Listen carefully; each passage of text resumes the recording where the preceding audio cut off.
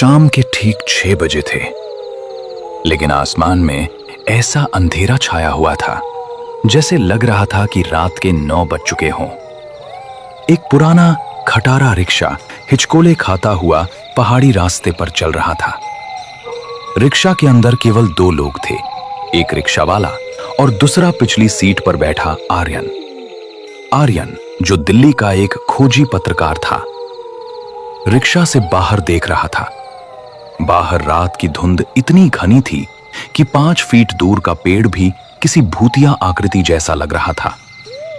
अचानक रिक्शा एक जोरदार झटके के साथ रुक जाता है। लो भाई, तुम्हारा स्टॉप आ गया है। इससे आगे मेरा रिक्शा नहीं जाएगा, तुम्हें यही उतरना होगा। भाई साहब, लेकिन नक्शे के हिसाब से काली घाटी गांव अभी भी यहाँ से 4 किलोमीटर दूर है, और आप मुझे यहाँ बीच में डरावने जंगल में क्यों उतार रहे हो? रिक्शा वाले ने अपना सिर घुमाया और आर्यन की आंखों में देखा।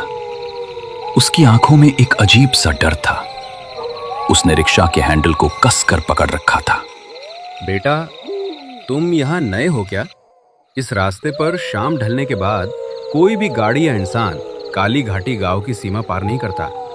वो सामने जो पुराना बरगद का पेड़ देख रहे हो ना बेटा, उसके पार करते ही काली घाटी गांव का रास्ता शुरू हो जाता है।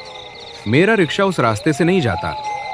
अरे तो भाई, मैं 4 किलोमीटर इस जंगल के रास्ते से इतनी रात को मैं क्या चल कर जाऊंगा क्या? और आपको डर किस बात का लग रहा है? इस रास्ते से क्या डाकू रहते हैं क्या? रिक्शा वाले की आंखों में अब और भी गहरा डर उतर आया था।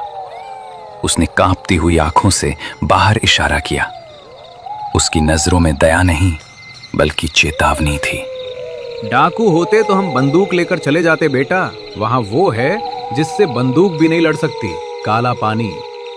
आर्यन को लगा ये ड्राइवर उसे डराने की कोशिश कर रहा है ताकि ज्यादा किराया मांग सके, या फिर ये स्थानीय अंधविश्वास है।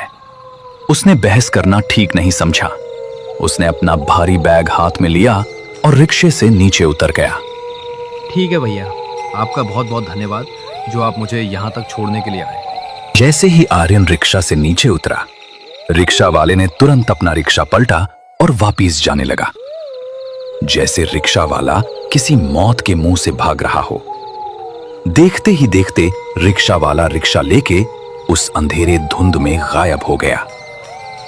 अब उस डरावने जंगल में अकेला सिर्फ आर्यन था।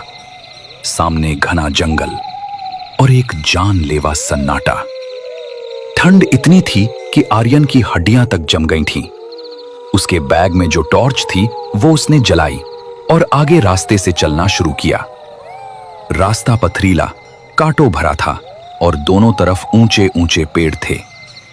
चलते हुए आर्यन को बार बार लग रहा था कि झाड़ियों के पीछे कोई चल रहा हो। पत्तों की आवाज उसके कदमों के साथ ताल मिला रही थी। चलते चलते आर्यन खुद से बातें कर रहा था। ये सिर्फ हवा है। मैं दिल्ली की भीड़ भाड़ से आया हूँ, इसलिए शांति मुझे अजीब लग रही है।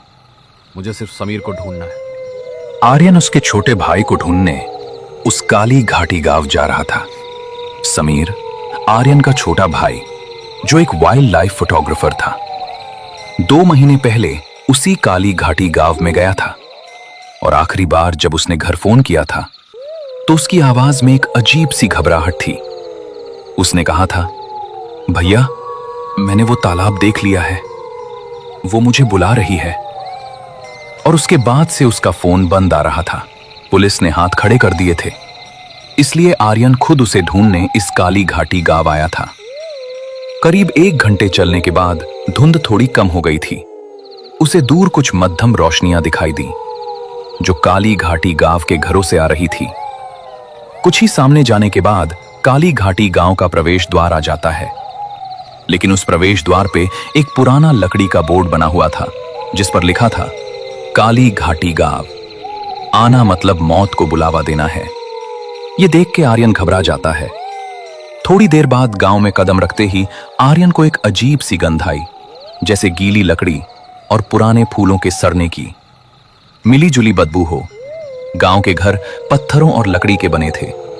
हर घर का दरवाजा कसकर बंद था। खिड़कियों से चमकती रोशनी आ रही थी। काली घाटी गांव की गलियां बिल्कुल सुनसान थीं।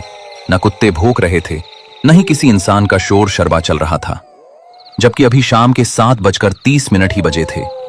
किसी भी गांव में इस समय चौपाल पर लोग होते हैं, लेकिन आज इस गांव में शमशान जैसी शांति थी। आर्यन एक घर के पास रुका और दरवाजा खटखटाया। सुनिए, कोई है क्या घर में? मैं शहर से आया हूं। मुझे इस गांव के सरपंच का घर जानना है। अगर कोई घर के अंदर है तो प्लीज मेरी मदद करो।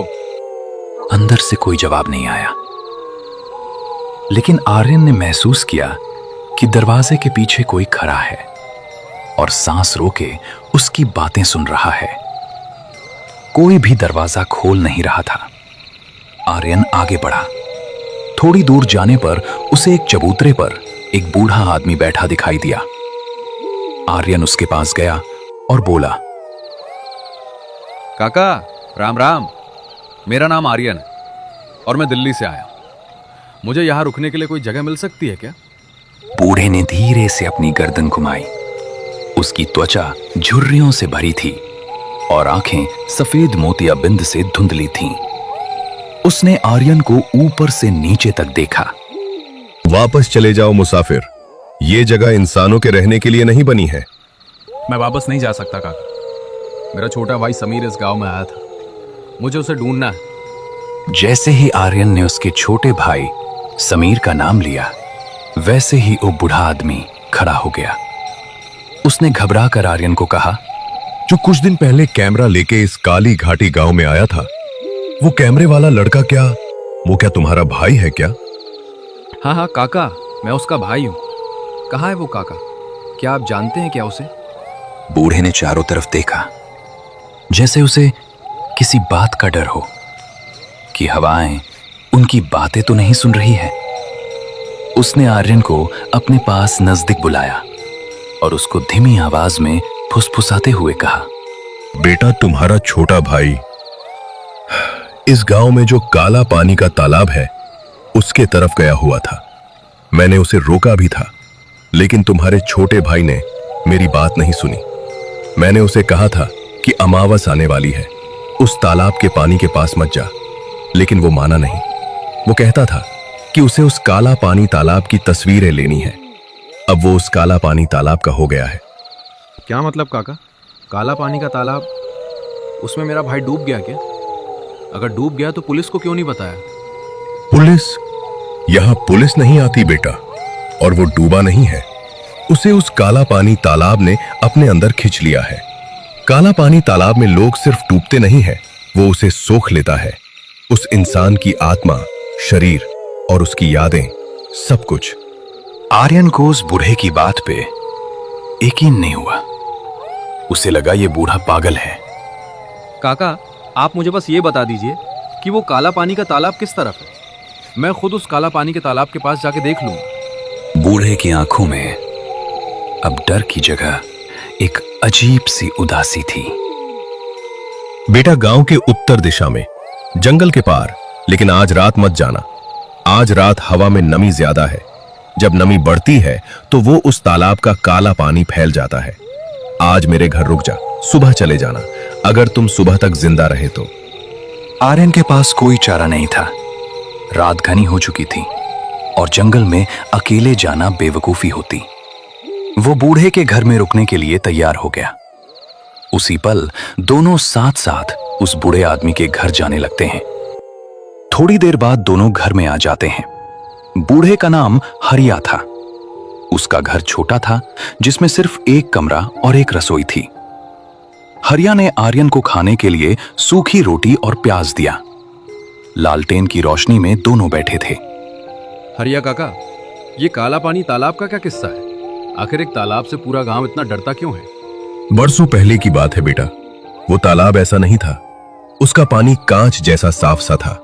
हम उस तालाब के पानी को अमृत कहते थे। लेकिन फिर गांव में पानी का अकाल पड़ा और फिर गांव के तांत्रिक भैरव